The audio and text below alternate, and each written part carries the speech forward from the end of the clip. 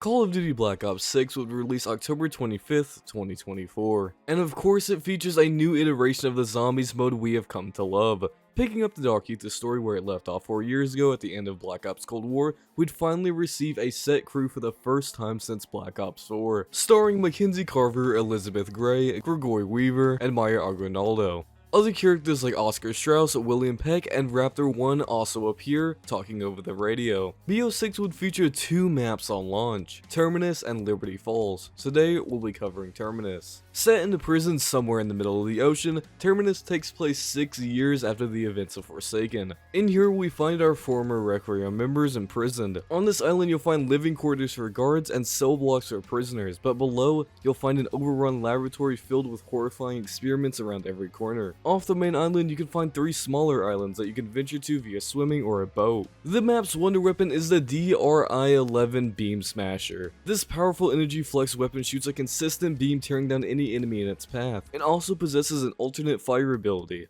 Using it causes all enemies to be slowed down and any damage taken to them will be increased. Using this can allow hordes to be taken care of extremely fast. The Amalgam is a new elite enemy introduced on this map. First appearing on round 15, this amalgamation of zombies is quite a tough enemy to take down. Getting too close to it will cause a ranged attack to occur. Much like the Mimic attack in Cold War and MWZ, it'll grab you and pull you into it, dealing a lot of damage. And of course, it also has a standard melee attack. If you fail to damage it for a while, it'll begin to eat zombies to heal itself. Vermin are an alternate type of zombie that first appear on this map, although they're essentially just spiders from Zetsubo, making most of the same noises and attacking in the exact same way with a range attack and a normal melee. Manglers would once again return for, what is this, like the 7th time in a row now?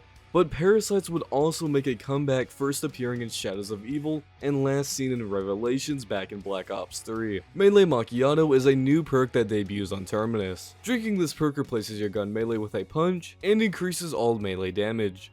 Dark Field debuts as a new field upgrade. While not map specific, it did release with the game. Using it will create a constant beam of dark energy, able to easily take out a horde of normal zombies. Shadow Rift debuts as a new alternate ammo type. When applying it to a weapon, you'll now deal shadow damage and your bullets have a chance to spawn in a rift that'll teleport nearby zombies into the air, causing them to fall to the ground. SAM trials make their debut. This is a remastered version of the trial system first introduced in Ancient Evil and seen in Cold War. Randomly, at the start of a round, a SAM trial will spawn in. Interacting with it will start a random trial, and completing it will reward you. The augment system also debuts in Black Ops 6. Every perk, AAT, and field upgrade has 6 augments, 3 major and 3 minor, and you can put 1 major and 1 minor on a perk whenever you unlock them. How do you unlock these, may ask? Well, you simply just play the game and earn XP. There are a lot of augments, ranging from simply making Speed Cola reload even faster to seeing Dying Wish make a cameo inside of Quick Revive, although it being a bit nerfed. Gobblegums return after last being seen in Black Ops 3. They function mostly the same as they did in BO3, you select 5 pre-game and can use them whenever you want in-game. Although now you spawn in with 3 of them, much like the elixirs in BO4. There are also no classics this time, instead they are divided in rarities, also like the elixirs in BO4. You got rare, epic, legendary, ultra, and whimsical. Most of them are returning from BO3 and 4, with a few new ones thrown in. Spawning in, I immediately head to the first AMP to activate the power near spawn. After it's completed, I head to the next one and do the same thing. Afterwards, I make some points in the nearby area until I rack up about 5k. Once I get that amount, I buy my way through the map until I get to the biolab and activate the final AMP.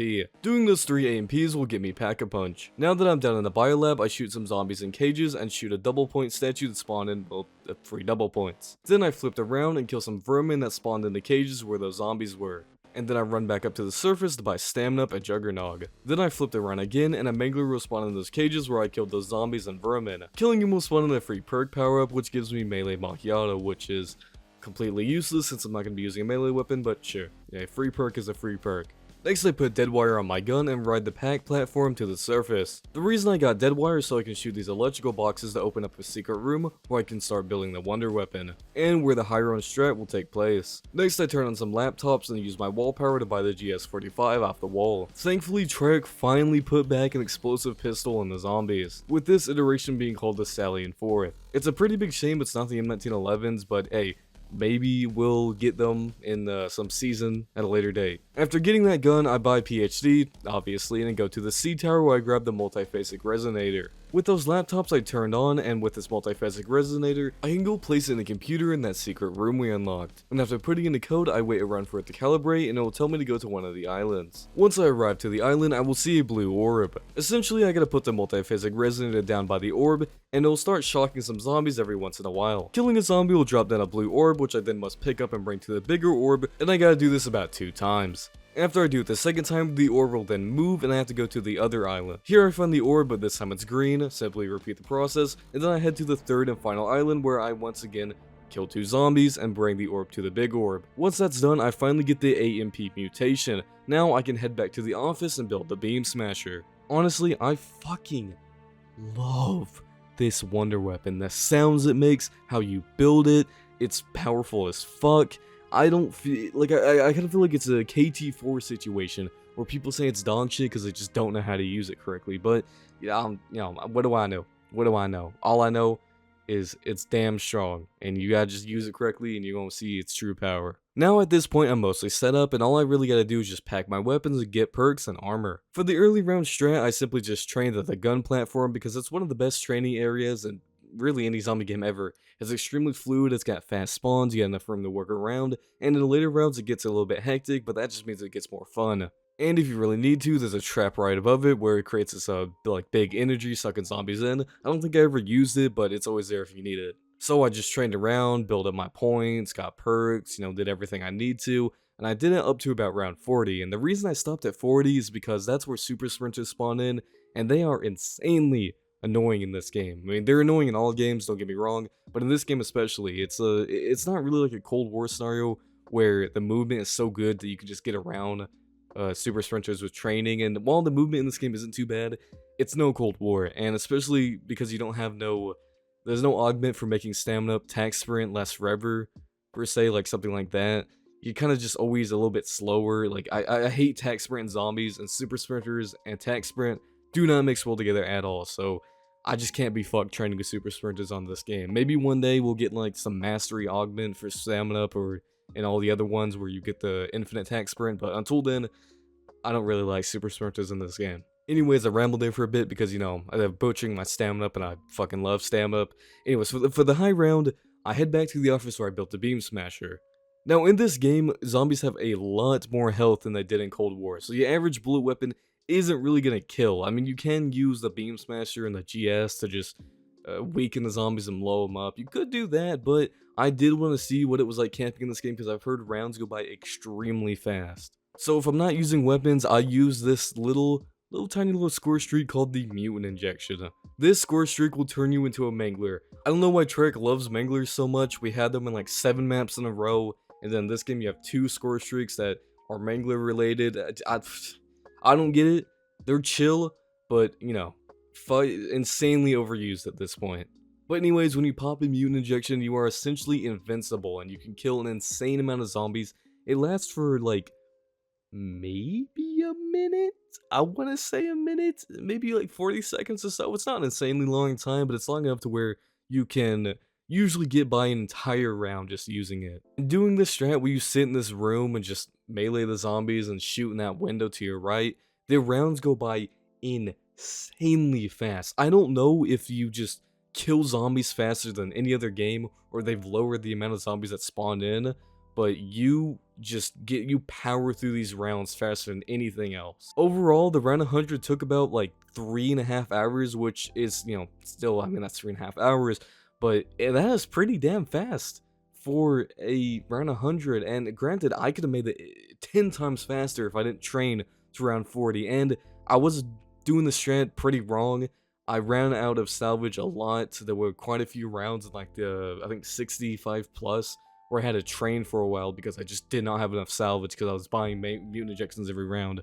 At the start of the game, you could kill amalgams and amanglers in the mutant injection and get another mutant injection back, but they nerfed that. You can't do that anymore. So the only way to get them is by crafting, or you have to kill a mangler when you're not in the suit. So what I did at the end of the round is, for some reason, there's like maybe 4 or 5 manglers that'll just be like slowly walking to you. So you get out of your suit, walk up to them, kill them with like the beam smasher and pray they drop an injection, and if they don't, well, just gotta craft one. If you don't got one, well, you're training. There is this little thing you can do where you can sit behind the door with the beam smasher and like keep spamming the slowing and kill them, and it's a good way to farm salvage. I did it a few times. I wasn't too big of a fan of it. In fact, it almost killed me at one point, so I just trained. Overall, the strat was pretty fun. I liked it. The mutant injection itself was just always a blast to use, and well, I'm honestly growing on camping strats. I feel like you kind of have to like camping strats and zombies if you really want to be a high rounder. So the coming around on me is what it is. If I got to camp, okay, sure, I'll camp. I mean, I guess I didn't have to camp. I could have trained, but yeah, get that speed in. I didn't think high rounding on this game was going to be too fun because there was quite a while where bug rounds would take like 30 minutes and there would be like 80 manglers chasing you around, but they have made it pretty good. I liked it a lot. So as for the tier list, I'm going to do a little BO6 review with placing Terminus in the tier list. This is what it was like last time where we left it off. I changed a few things around, going back and replaying some maps. But for BO6 Zombies, I think it is a fucking stellar Zombies experience so far. They have hit 3 for 3 with back-to-back incredible maps. It's essentially Cold War if Cold War got the love and development that it deserved. Everything that Cold War did, they've done in this game, but better, and it is just insanely fun to play. I think the only thing from Cold War that they didn't do as well is the sprinting is a bit more annoying in this game because I fucking hate tag sprint in multiplayer and zombies. Multiplayer, not as much, it's fine, whatever, I'll take it and leave it, but zombies, it needs to go. I cannot stand tag sprinting in zombies. The augment system is incredible. I was really hoping that they would add a upgrade system into this game like Cold War, and I am kind of missing where you could upgrade every single like weapon class in the game and your knife and stuff. Maybe they'll do that, add it back at some point, but probably not. If they do something like that, it probably would just be adding double tap back in the game. Speaking of double tap, it's time we got it back. Yeah, sure, rarity and 3-pack system, and honestly, that can go. I do actually. You know what? Second thing it didn't really do too well is the rarity system. Also, I would say gotta go. It's just I'm not too big of a fan of the rarity system at this point.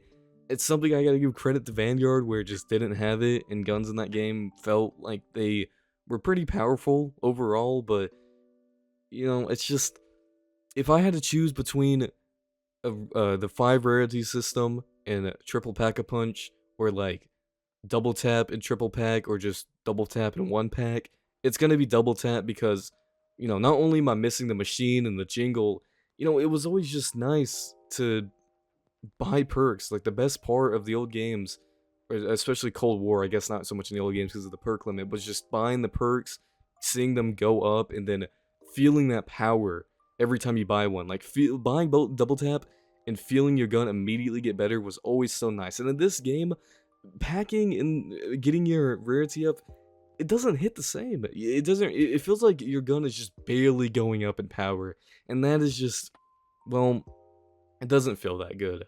But harping back to the augment system, it's incredible. It is a bit better than Cold Wars. I love Cold Wars, but I think this one is pretty. I think I would say it's better because there's a lot more options. Something that MWZ was sorely missing was everything in that game. Every field upgrade perk and ammo mod felt like shit because in Cold War everything was basically shit and you had to upgrade it. So they kind of just took the Cold War code for all the tier 1 perks and then put it in that game, and then everything felt awful. But in this game, like, unupgraded Jug is just as good unupgraded. Sure, you can use probiotic and hardened plates to make it better, but if you don't have the stuff to upgrade it, you could still use Jug and it's still gonna be good. Like Stamina and Speed Cola, they're good. You can buy them and they're gonna be good. You don't have to upgrade them. I guess, okay, well, now I'm thinking about it, one more thing, maybe one more thing, I guess 2 more things that this game isn't doing incredibly well. Armor, it's just another thing, it's gotta go. At this point, I feel like I'm gonna take it or leave it on armor. I'd rather not have it, I guess. It's becoming just annoying. better than it was in Cold War, you know, and not having to go across the map to press F on a machine to get armor back instead you just press G. That is nice. I like that. I understand why armor is in the game. If we went back to the old health system where zombies did 50 and, you know, that was it, how fast zombies hit you past round 40 and especially 55 is so goddamn fast that you almost can't survive. You're gonna turn a corner, there's gonna be 2 zombies on you past 55, you're gonna go down instantly because of how fast they hit you. And I I guess I get why super smirches exist because you can run so fast, you can mantle. I hate how fast zombies hit you in the later rounds. I guess the one last thing about the game that isn't amazing is the enemy selection in the game is a bit weird. We don't really get exclusive map enemies anymore, like in the old games, like in BO3, we would get the Thrasher on Zexabo, and, you know, that was it. It'd be, you know, we'd get the Panzer on DE, and then he'd just be on DE, and if you want to ever go face the Panzer, well, you had to go play DE. But in this game, we have Manglers and Vermin on Terminus and Liberty Falls. Parasites are only on Terminus. If you want to face them, you had to go on Terminus, which is nice. But then Citadel de Mora came out, and we get Parasites and Vermin again, and Amalgams. And it kind of takes away a bit because I really wish Amalgams just went on Citadel so you would have to go on Terminus to face them. I feel like we're kind of missing that, and it's not that big of a deal because I do really like Amalgams as enemies, but, you know, I feel like it's unneeded to just keep bringing them back. But it is nice that Manglers are not on Citadel because they are tiresome at this point. Overall, I would say BO6 Zombies is a slam dunk. It's a great zombies game. I think I'd really have to wait to the end of its life cycle to say where I'd place it in the overall game ranking. So far, I do think it's going to be above Cold War. We're just going to have to see, though. I think it's really secure in like a number 3 or 4. Hell, maybe a number 2. We just gotta wait.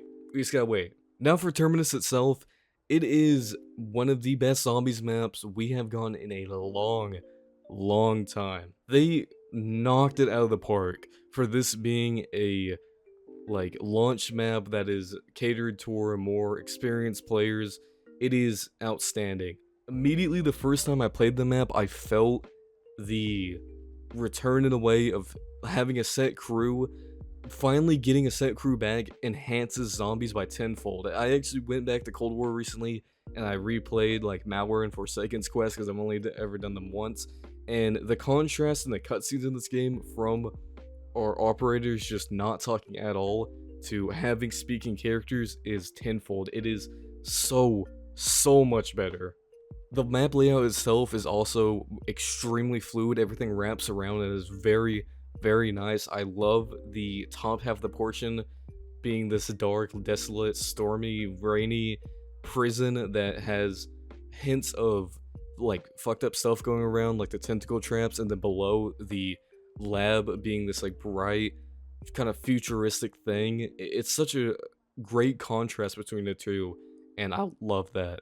Having a boat and being able to go to multiple islands is also incredible. I love that. I never thought that they would do something like this before, and I think a majority of the reason I love this map so much is because it reminds me of Zetsubou a lot, and I think that's what they were going for in a few areas. You know, we have elite enemy at E2 a little bit. I mean, kind of E2. It doesn't engulf you, but I mean, you know, it takes a bite out of you, like the Thrasher. And then we have Vermin, which are literally just spiders. And then there's these little islands, which I swear have the little bubbles, like fucking like that little like Zis things. I can't remember what they're actually called. The spores. I swear they have the same spore model from Zetsubou on them. The main quest, I gotta say, isn't the best thing in the world. It's not too bad. It's very short, and the steps are kind of just I like the step where you have to go find the numbers that are just like on a clock and then a card and a little thing on the wall. I love steps like that. Those are my kind of Easter egg steps, and that is nice. The Nathan boss fight, it's just like an amalgam, but it's also nice. The track that plays is also good. The Patient 13 boss fight, you probably heard this a million times. It's amazing. One of the best boss fights in zombies. Like I said in the MWZ review, I never really thought that boss fights are that strong of a suit of zombies. There's a lot of boss fights in the zombie games that are just either meh to bad. but this is outstanding. It is an absolutely great boss fight. The best part about the quest, though, is a cutscene where they bring back the Sentinel artifact and Prima Materia. That is... they did mention the Elsa Rhodes and the artifact in Vanguard, and I thought that was just going to be like a throwaway line, but the fact that they said Prima Materia, Sentinel artifact, and that Rick Toppin is going for it, bro.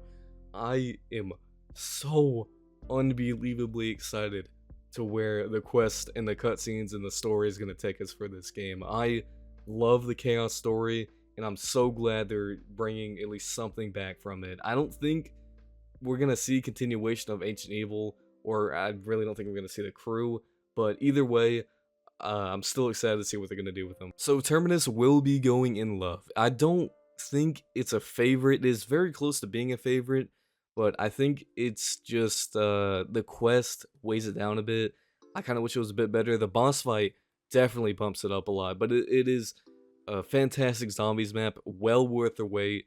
And if you're thinking about buying BO6, Terminus alone is worth getting zombies for. Round 100 was achieved in about 3.5 hours, and since Round 100 itself was just a parasite round, the exfil is right around the corner.